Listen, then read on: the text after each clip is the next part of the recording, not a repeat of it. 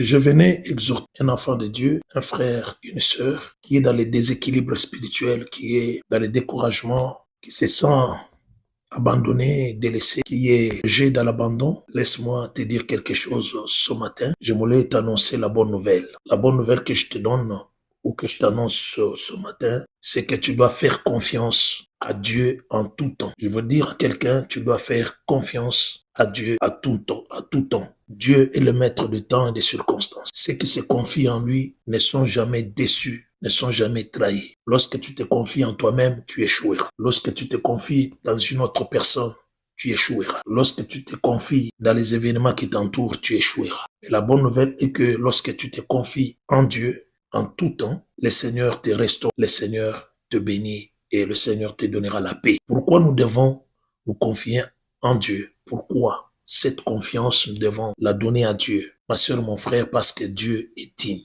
La première chose, Dieu est digne de confiance. En dehors de lui, il n'y a personne. Il n'y a que Dieu qui soit digne de confiance pour toi et pour moi. Deuxièmement, pourquoi nous devons faire confiance en Dieu? Parce que Dieu ne ment pas. Dieu ne ment pas. Il est derrière sa parole pour l'accomplir et la réaliser. La troisième raison pour laquelle tu dois faire confiance en Dieu, parce que Dieu a le pouvoir d'accomplir le plan qu'il a pour toi. Il a le pouvoir d'accomplir le plan et ses desseins qu'il a pour toi.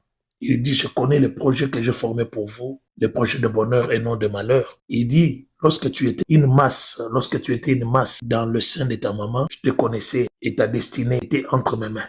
Donc tu comprends que il est important de faire confiance en Dieu parce qu'il a le pouvoir d'accomplir son plan et d'accomplir ses desseins à travers ta vie. Et quatrièmement, pourquoi nous devons faire confiance à Dieu? Parce qu'il n'y a pas d'autre alternative. Il n'y en a pas. Il n'y a pas d'autre alternative. Il est l'unique qui mérite de faire confiance dans votre vie. Retourne dans la présence de Dieu. Reviens dans la face du Seigneur. Fais-lui confiance. La Bible dit, commande ton sort à l'Éternel. Mets en lui ta confiance et l'Éternel agira. Que le Dieu de paix te garde et console ton cœur en Jésus-Christ.